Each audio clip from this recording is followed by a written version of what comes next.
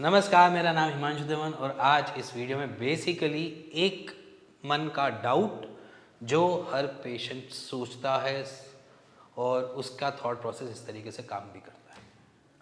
तो मैं आज जो बताने जा रहा हूँ वो बेसिकली एक ऐसी इन्फॉर्मेशन है जिसको शायद हर एक पेशेंट को ही मन के अंदर, एक जहन के अंदर एक आती भी है जब वो अपनी रिपोर्ट देखता है ओलिगोस्पर्मिया की।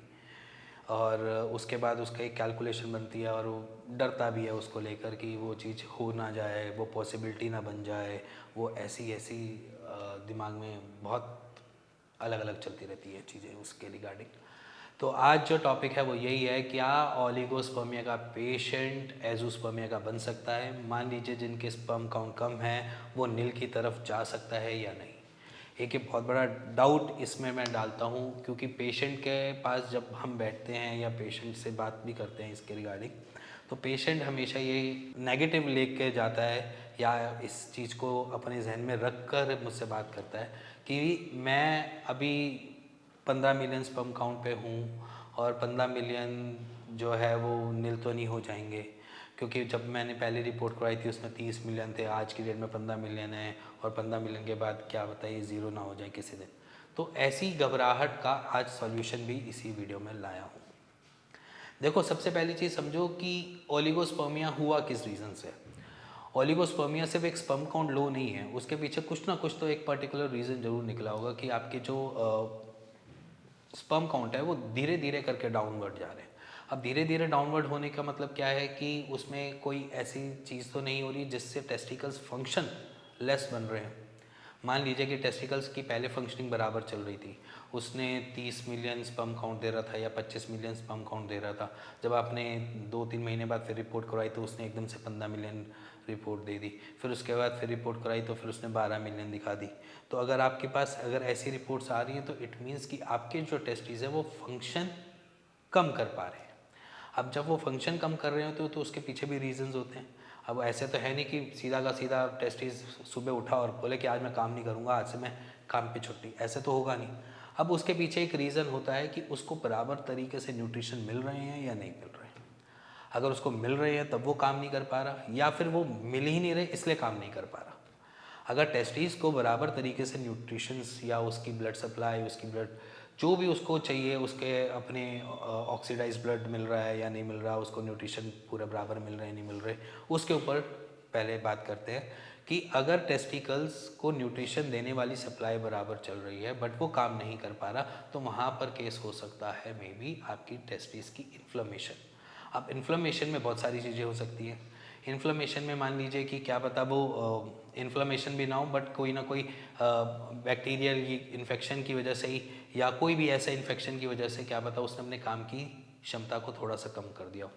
क्योंकि जब आपके पास रिपोर्ट आती है तो सीमन एनालिसिस में उसमें पसल्स भी लिखे हुए होते हैं। तो जब वो पसल्स बहुत ज़्यादा बड़े हुए होते हैं तो इट मीन्स कि क्या पता कोई इन्फेक्शन की वजह से वो काम नहीं कर पा रहा। उसमें क्या पता वो एपिडेमाइटिस भी हो सकता है, या फिर वो स्पर्मेटोसील भी हो सकता है, या फिर ऑर्काइटिस भी हो सकता है, या फिर कोई और अलग इन्फेक्शन से भी हो सकता है।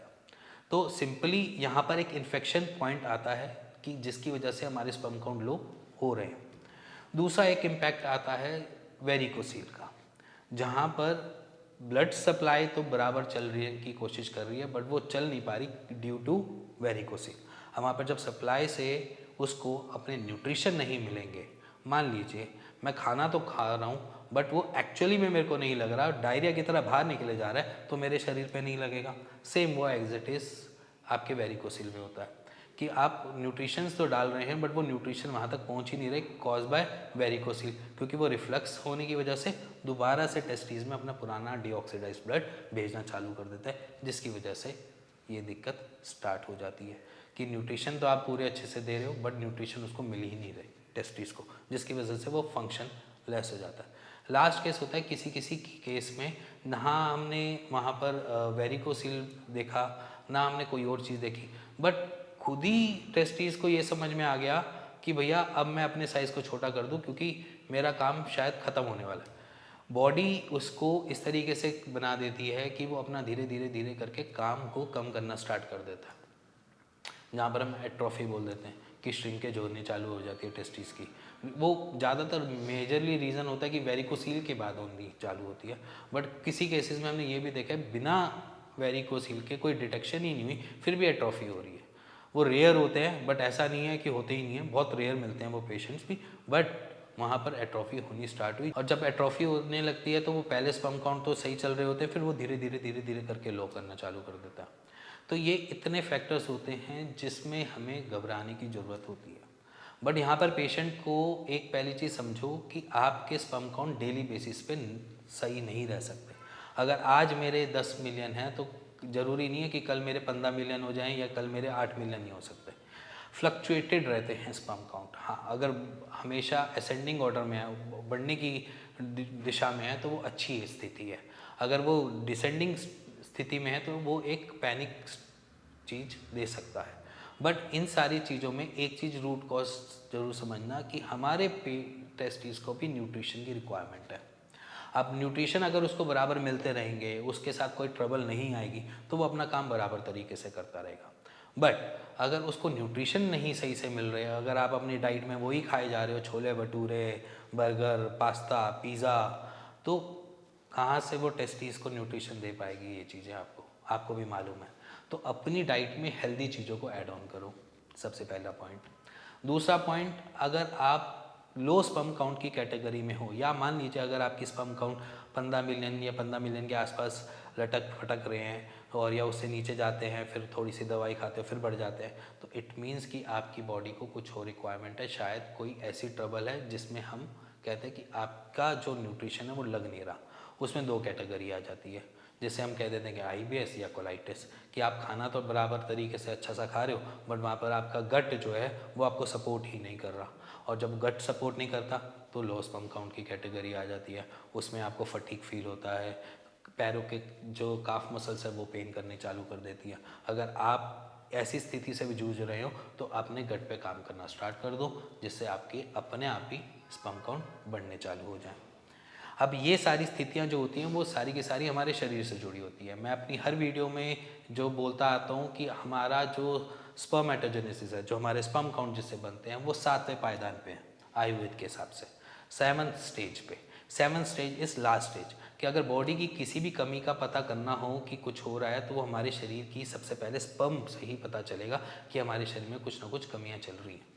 तो हम उस 7th स्टेज से जज कर सकते हैं कि कुछ ना कुछ कमियां चल रही हैं बॉडी में, तो उस कमियों को पूरा करना चालू कर दो, जिसकी वजह से हमें अपने रिजल्ट मिलना चालू हो जाए।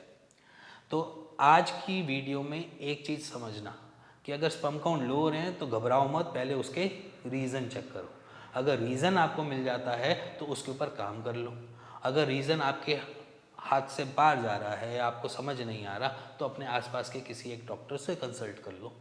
और अगर वो भी नहीं समझ आ रहे और आपको कुछ लग रहा है कि मैं बार बार डॉक्टर से मिल लेता हूँ फिर भी कोई चीज़ क्लियर नहीं मिल रही, तो एक दिन अपने लिए निकालो और अपनी ही बॉडी को समझने की कोशिश करो कि वो चीज़ अराइज हुई किस रीज़न से।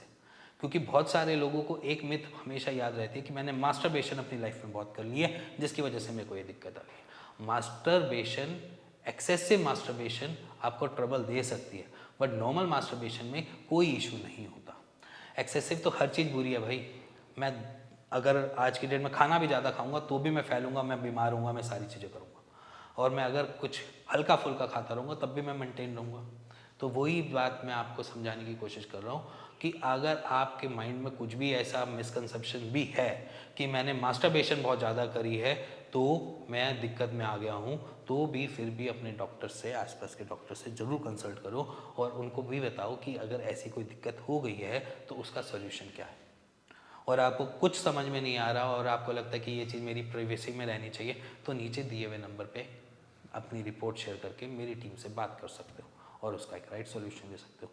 इसी के साथ मिलेंगे नेक्स्ट वीडियो में, तब तक के लिए मैं विदा लेता हूँ आपसे। नमस्ते।